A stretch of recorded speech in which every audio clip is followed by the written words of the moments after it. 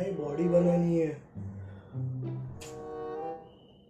Protein protein चाहिए, protein protein protein protein protein protein protein protein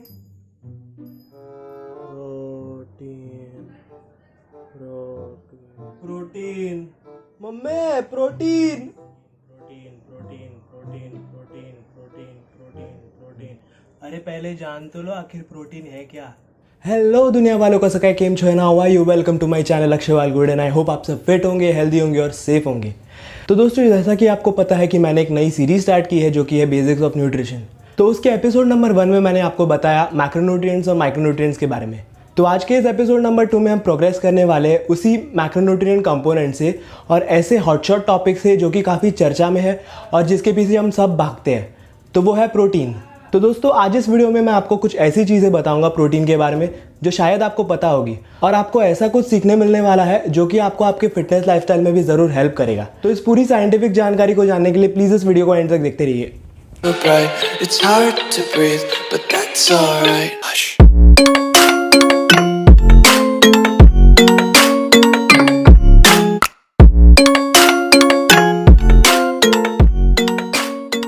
तो दोस्तों dietary protein एक इम्पॉर्टेंट हिस्सा बन जाता है हमारी लाइफ का जब हम हमारी बॉडी को डेवलप करते हैं या फिर हमारे फिजिक को डेवलप करते हैं और इम्प्रूव करना चाहते हैं। पर क्या हमने कभी सोचा है कि ये प्रोटीन की जानकारी होना कितना ज़रूरी है? तो आइए खुलासा करते हैं इसी प्रोटीन का।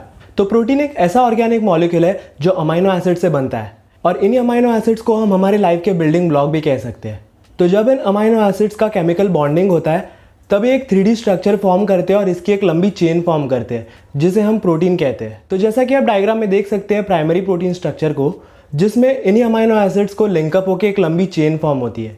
फिर ये डेवलप होकर सेकेंडरी प्रोटीन स्ट्रक्चर में कन्वर्ट होते हैं जहाँ पर इन्हीं अमाइनो एसिड्स की लिंक के साथ हाइड्रोजन बॉन्ड भी लिंकअप हो जाता है। फिर ये आगे डेवलप होकर टर्शियरी प्रोटीन स्ट्रक्चर में कन्वर्ट होता है जिसमें बहुत से अट्रैक्शन प्रेजेंट होते हैं जो अल्फा हेलिसेस में होते हैं और प्लीटेड शीट्स में होते हैं। और फाइनली ये डेवलप होकर क्वाटरनरी प्रोटीन स्ट्रक्चर में कन्वर्ट हो जाता है जहाँ पे इसी प्रोटीन मॉलिक्यूल के अंदर बहुत सी लंबी लंबी अमाइनो एसिड्स की चेन होती है। तो इसी अमाइनो एसिड्स के 2 टाइप होते हैं, एक है एसेंशियल अमाइनो एसिड्स और दूसरा है नॉन एसेंशियल अमाइनो एसिड्स। तो एसेंशियल अमाइनो एसिड्स ऐसे अमाइनो एसिड्स हैं जो हमारी बॉडी खुद से प्रोड्यूस नहीं कर पाती, तो हम इसे एक्सटर्नली कंज्यूम करते हैं या फिर खाने से कंज्यूम करते हैं। तो इसमें कंसिस्ट होते हैं histidine, leucine, isoleucine, valine, threonine, tryptophan और मिथियोनिन।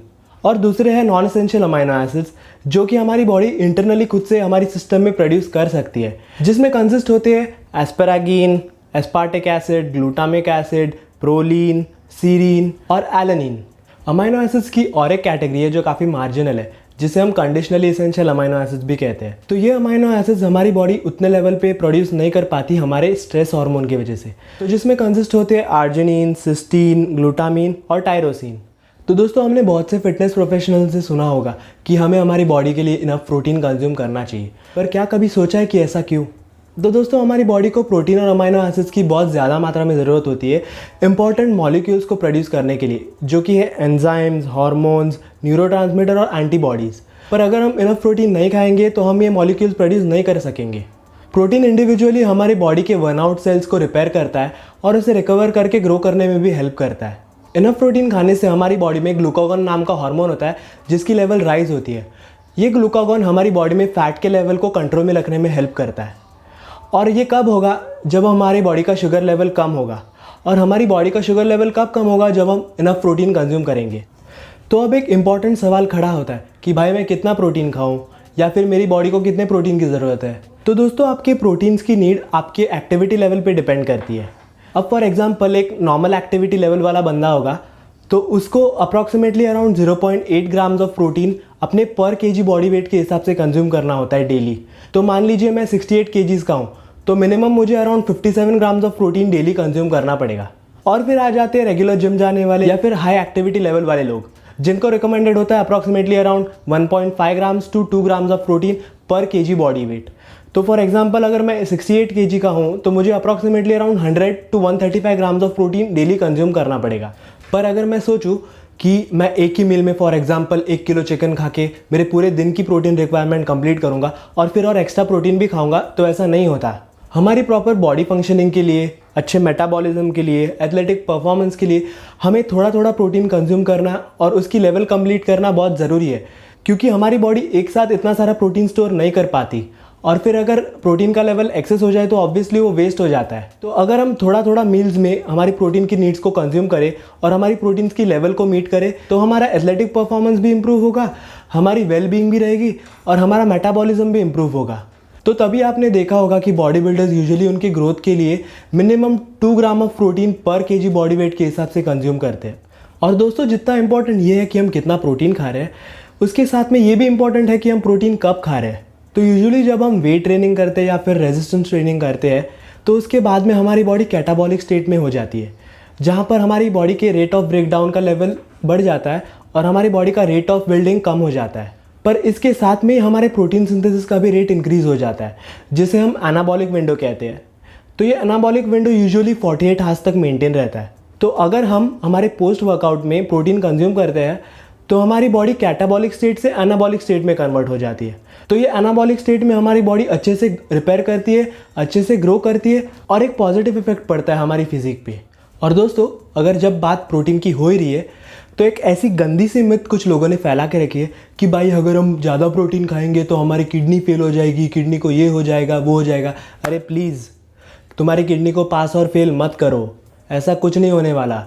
अगर तुम ज़्यादा प्रोटीन भी खा लोगे तो कुछ मरने वाले नहीं हो, क्योंकि कैसा होता है कि अगर हम एक्सेस प्रोटीन खा लेते हैं तो हमारी बॉडी वो फैट या फिर शुगर में कन्वर्ट कर देती है। और ये कन्वर्जन रेट भी इतना ईजी नहीं है, क्योंकि हमारी बॉडी का थर्मिक इफेक्ट बढ़ जाता है। तो ये थर्मिक इफेक्ट ये चीज़ है कि हमारी बॉडी कितनी एनर्जी यूज़ करे हमारे प्रोटीन को डाइजेस्ट और एब्जॉर्ब करने में। और यही प्रोटीन की एनर्जी हमारी बॉडी में डाइजेशन और एब्जॉर्प्शन के लिए 30% यूज़ होती है और कार्बोहाइड्रेट्स की 8% यूज़ होती है और फैट्स की 5% यूज़ होती है। तो मान लीजिए अगर हम 3 ग्राम भी प्रोटीन खाते हैं हमारे पर केजी के हिसाब से तो भी तुम्हारी किडनी को कुछ नहीं होने वाला, क्योंकि देखिए कैसा एक सिंपल लॉजिक है, हम इतना तो ठूसने वाले हैं नहीं कि हम 1-1 किलो चिकन एक टाइम में खाएंगे या फिर इतना सारा प्रोटीन खाएंगे। क्योंकि कैसा है कि प्रोटीन इवेंचुअली हैवी है तो उतना कंज्यूम भी नहीं होगा डेली, और बाकी की चीज़ें भी खाते हैं, कार्ब्स और फैट्स भी पड़ा है, तो इतना प्रोटीन के पीछे हम नहीं भागने वाले। और इतना ही है तो फिर वेजिटेरियन प्रोटीन सोर्सेज खाओ, लाइक फॉर एग्जांपल लेंटिल्स हो गया, पल्सेस हो गया, स्प्राउट्स हो गया, सोयाबीन हो गया, डेयरी प्रोडक्ट्स हो गए, वो खाओ।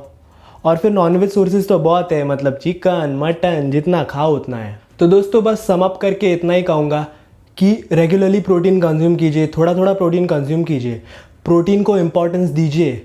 और कैसा है कि इवेंचुअली अगर आप थोड़ा थोड़ा प्रोटीन कंज्यूम करते हैं तो आपके वेट मैनेजमेंट में भी काफ़ी हेल्प करेगा, क्योंकि कैसा है कि ये प्रोटीन जब हम कंज्यूम करते हैं रेगुलरली तो ये हमारा पेट फुल रखता है, और जब हमारा पेट फुल रहेगा तो हम बीच बीच में स्नैकिंग नहीं करेंगे।